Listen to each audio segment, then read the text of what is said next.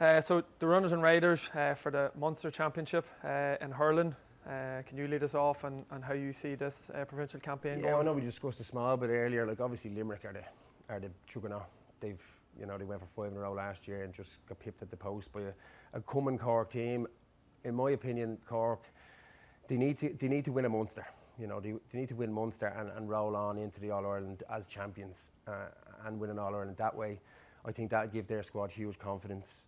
I know we're kind of discounting Clare and Waterford and even Tip a little small bit here, but as you rightly said there, Tip are on a little bit of rebuild. It's a long time since you've seen a Tip team not be in the Munster final, or it's a little bit eerie. You don't know what's happening down in the county. I know you're coaching a team down, so you're probably closer to the action there. But for me, I'd love to see Cork go take a Munster final and go on and win an All Ireland themselves, not fall into a quarter final, semi final, and get over the line that way. We seen them last year. They took the big scalp with Limerick, and they fell then at the final hurl against Clare, who were nowhere near favourites coming into it. They had their lead, let it go. I just think if they could learn a little bit from that, I think Cork will be the team this year. Yeah, when it comes to Munster, we get caught up sometimes in referencing the Limericks and the Corks because last year getting out of it, but Waterford, Tipperary, it's incredibly competitive, but like we haven't mentioned Waterford whatsoever under new management and Peter Queally, Dan Shannon in there as coach. Ozzie Gleeson back. Again. He's Jamie Byrne fit at centre forward. It's very hard to write the script for Munster. I always find that there is the fact they're coming in under the radar because they're 100%. not they're able to build a bit of a squad, and then I suppose the class and the experience that those players, Barron, Gleeson and those boys have, that if there was one of the big three that could get clipped, well, I suppose the so-called big three that may not make it out, who do you think might be at this stage? I think the loss of Shane O'Donnell for Clare is instrumental. I think that we saw, take Tony Kelly for example, last year, like how he led the charge, how Shane O'Donnell led the charge. I found this year that Tony probably is trying to take it on, that role of Shane O'Donnell, and then all of a sudden they've lost that inside thread a small bit. No, the reality is they're still All-Ireland champions. I've yet to see All-Ireland champions come out in Munster the following year and just lie down. The first game is going to be against Cork in Ennis. Cork's hit him with 620 2 weeks ago. You could imagine how different an environment that's going to be in Ennis come the 20th of April. Is something, you're always looking for something to motivate a team. Like, is the fact that this Clare team, a lot of them have won the 2 All-Irelands, but they haven't won a provincial title, is that something that might really help to motivate them leading into this year, or is it ultimately winning Liam McCarthy? And I just think if you're looking at any team in terms of wanting motivation, it has to be Cork. They haven't won an All-Ireland in 20 years. They got out of it. They got a small taste of getting to an All-Ireland final, performing not, I would say, to their overall potential. This year, Pat Ryan has been very, very fair in the league. He's rolling players in and out. We still haven't seen the likes of Mark Coleman, Seamus Harnedy, more experienced players. Patrick Horgan is still back in there leading the charge in the forward line, and he's mixing up a bit of youth as well. Owen Downey, Rob Downey down the spine, Dar Fitzgibbon at midfield, Shane Barrett at 11, and I think that they have the energy, they have the conditioning that you said. Ian Jones is their S&C guy, and again, it takes time, lads. Like, it takes time to build a philosophy in terms of how you want to play, in terms of your conditioning, in terms of being able to cope with the load. Last year they got out of Munster and they built on it. They beat Limerick. The challenge will be for them, can they go again the same as Clare? Will Waterford come in with an upset, or will Tipperary, who are going to be in a league final, will they come and say, we got our timing right this year, and be that team that got out with Cork Limerick? It's like 10 years ago though, and it's actually a reflection, I suppose, on last year, 2024 season. After replay, Cork get beaten by Clare in the All-Ireland final 2015 and fall off for 10 years. Yeah. We hope we don't see that again, because I think the nucleus of that Cork team are leaders. They're, from watching them playing, like even playing that Limerick game last year, they physically matched Limerick, and that's what was more impressive, I think. And we're talking about Galway in the football; they can physically match everybody, but it's have they got it upstairs? Can they do it on the big day? And I think that's the question mark for this Cork team. I'd love to see them get over the line because Hurling needs it. Yeah. Hurling needs Cork playing well, and similar in football, they need Cork playing well. And you're talking about leadership. You know, we talk about the older generation that are out at the moment, and the likes of Harnedy and likes of Coleman, but the likes of Dalton, your Fitzgibbons, your Barretts, your Downeys, your Joyces, your Niall O'Leary, who has been in exceptional form all year throughout the league.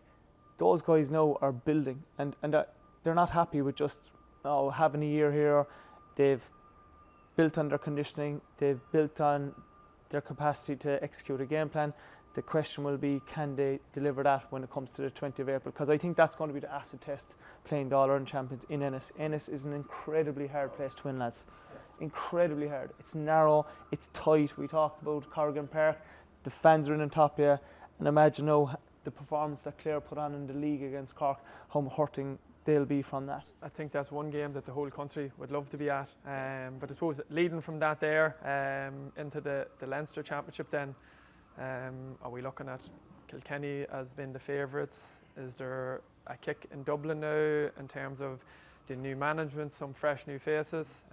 Yeah, definitely. Look, Dublin had an up and down league really. They haven't performed at all. I've only watched them very, very minimal this year, but from just listening to the word on the ground, I couldn't see Dublin win Leinster this year. It looks like it's Kilkenny, Galway, Wexford for me. Even though Wexford haven't been performing either. So you just don't know what could happen. Galway again, under a new management team this last couple of years as well. Kilkenny, I was very impressed with Kilkenny last year, and I think I just like Derek Ling. I think he knows the game very, very well. Obviously, you know, he's a dual All-Star, not 4 or 5 time All-Star, but he knows how to win. And he just instills this direct hurling. Like Kilkenny were always traditionally win their own ball, take their man on. You know, that was the way they played. And it was, you know, crossfield balls into big men who could win and physically win their own ball. I see that happening again around Kilkenny. They've got a couple of sharpshooters, obviously on Cody and inside is shooting out the lights. But Kilkenny they should win Leinster, but they need to win an All-Ireland to get back to where they were. You know, and give that belief back into the county, because you know it's been a long time since Kilkenny has won one too. Mm-hmm. You hit the nail on the head about Ling and Kilkenny, about being traditional and winning your own ball. But the difference I would see in the league today this year is that they're playing a very different style of having a mix between working the ball through the lines. There's a lot more hand passing the ball out, a lot more 20-30 yard passes, which we wouldn't have seen traditionally with Kilkenny. And now they have the mix of being able to go long and short.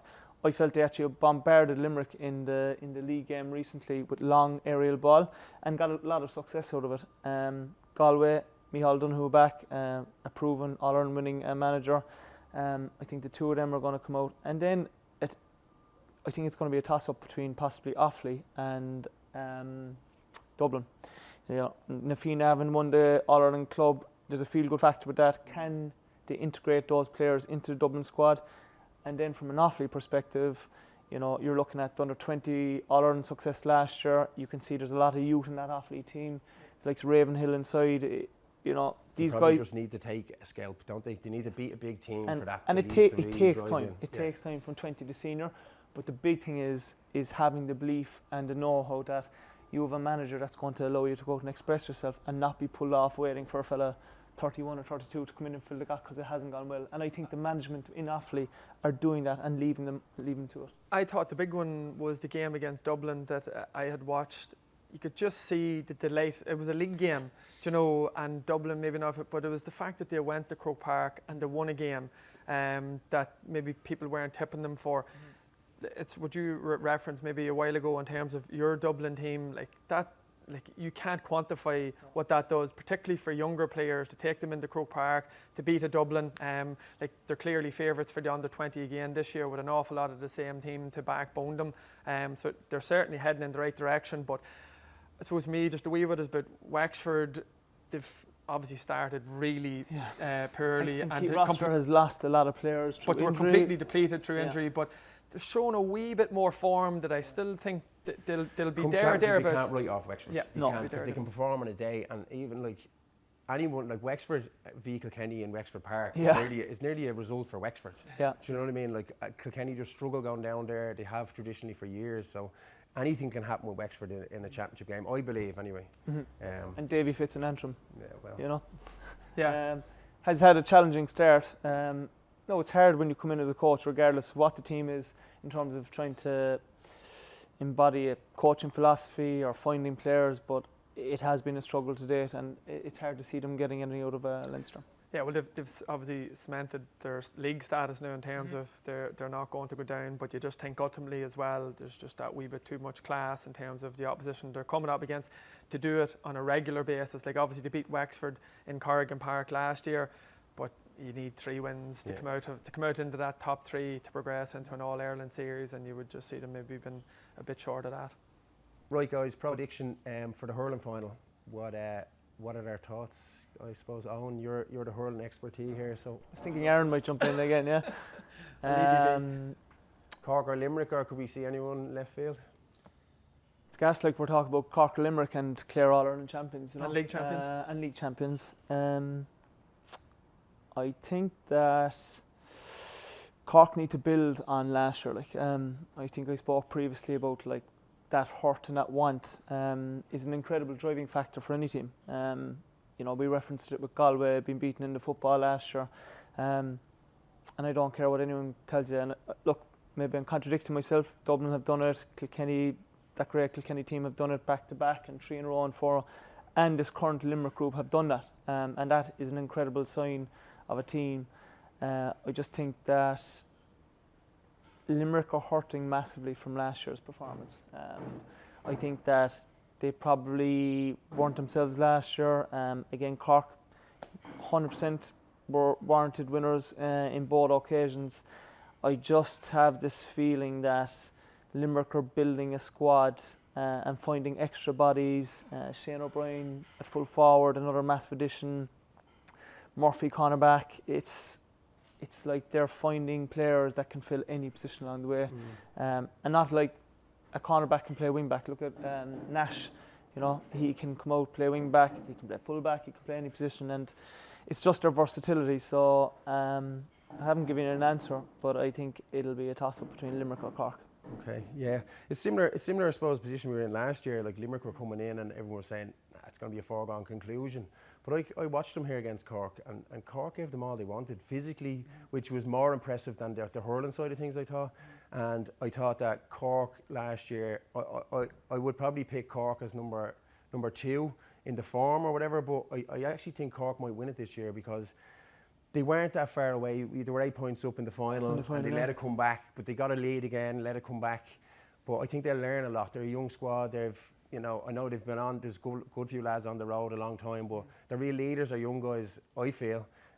So I think maybe Cork this year, like you can't discount Limerick. No. I think Clare, obviously, look, they're All-Ireland champions and league champions. You can't discount what they're going to do, but can they do it back to back? It is a huge ask. And again, it'll probably come down to like. There's a lot of hurling to be played from now until massively. You know the All-Ireland final even. So and a team we haven't even spoken about is Tipperary. Yeah. I've been very impressed with Tipperary so far in the league. Munster is a cauldron in terms of who. There's a big scalp going to go out of Munster. They're not even going to get out of Munster, like, which is crazy. And one of your big 3 may even end up not coming out of Munster, which wouldn't surprise either. That goes back to my point on Tipperary. I think Cahill has built a younger squad than what he had exposed to him. Are they just a wee bit ahead of everyone else in terms of fitness at the moment, or are you saying in their hurling ability that they have what it takes to knock one of the big 3 out of the Munster Championship for them to come out? I just see the likes of Craig Morgan, Darren McCarthy, Eoin Connolly at fullback. He's instilling belief in them. They're going to be in a league final. 2 weeks later, they're going to be out in Munster Championship, and you know they have the athleticism, 100%. Some of the question marks previously would have been around timing with some of Liam Cahill's team. Maybe he has the age profile now of this Tipperary squad where timing is relevant because there's an abundance of energy with them. So we talked about someone take a scalp. Maybe Tipperary might be one of those 3 to come out of Munster. And Aaron? I'll go Cork as well, yeah. I suppose it's a bit ironic you're talking about, like, is the hurt, like Limerick, for all they've won, you've been in that position. It's a county who's so used to winning, or a group that's so used to winning. Like, you probably couldn't put into context the hurt that they would have felt that were so close to 5 in a row and they didn't do it. But then there's a Cork team who, you know, the history, tradition, haven't won it since 2005, and they've lost the final. Is that going to be enough of a motivation factor for them? And then, like I said, you feel a bit bad that you're totally discounting the likes of Clare, but it's so hard to do back-to-back. And then the hurler of the year is after picking up a season-ending injury and Shane O'Donnell. That could be the difference between them getting across the lane and a big day and not. And you referenced something about that Dublin team you were a part of, in the sense that you had the forwards to score. And what I would love to see from Cork in 2025 is that we're not a part of these brilliant occasions where they're shootouts and losing. Because, you know, 6-20 against Clare in the league above an Innis, which worries me before they head there for their first round of championship. I hope we haven't set ourselves up for an ambush. But again, let's not be a part of one of these brilliant occasions where, you know, it's 3-28, 4-28, whatever the case may be. Let's shut up shop and show that we have that resilience and doggedness, that we can put it on the board ourselves, but we can also shut up shop at the back. Cads, what are you saying so far, or what do you think is going to happen in mid-July, and who'll come away with Who's hurler going of to the be year? there? I think if Limerick are at the latter stages of the year in an All-Ireland final, someone who has the versatility to play anywhere is Barry Nash.